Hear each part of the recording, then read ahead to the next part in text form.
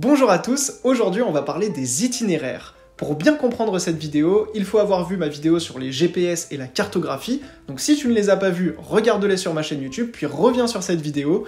On est parti pour parler ensemble des itinéraires, let's go! Quand on utilise notre GPS, par exemple sur notre smartphone avec l'application Google Maps par hasard, ou l'application Plan sur iPhone, eh bien cette application elle va nous donner l'itinéraire pour aller d'un point A à un point B. Généralement le point A c'est notre position actuellement, et le point B c'est là où l'on souhaite aller. On peut représenter cette situation par un graphe mathématique. On a déjà parlé des graphes dans d'autres chapitres sur le programme de SNT Seconde quand on parlait des réseaux sociaux. Ici, ça va fonctionner de la même manière. On va représenter tout simplement la position A par un sommet, la position B par un autre sommet, et le but du jeu, de l'itinéraire, ça va être de trouver le meilleur chemin entre ce sommet A et ce sommet B.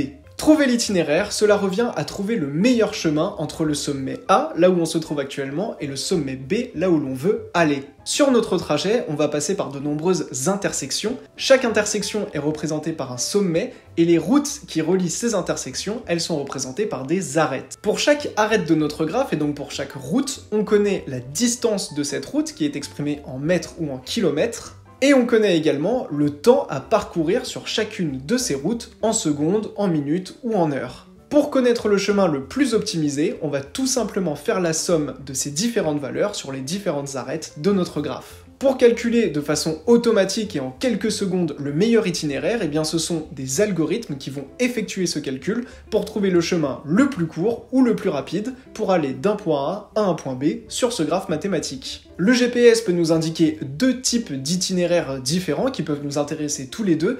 Il peut nous proposer l'itinéraire le plus rapide, c'est-à-dire celui avec le moins de temps, ou bien l'itinéraire le plus court, c'est-à-dire celui pour lequel la distance est la plus petite.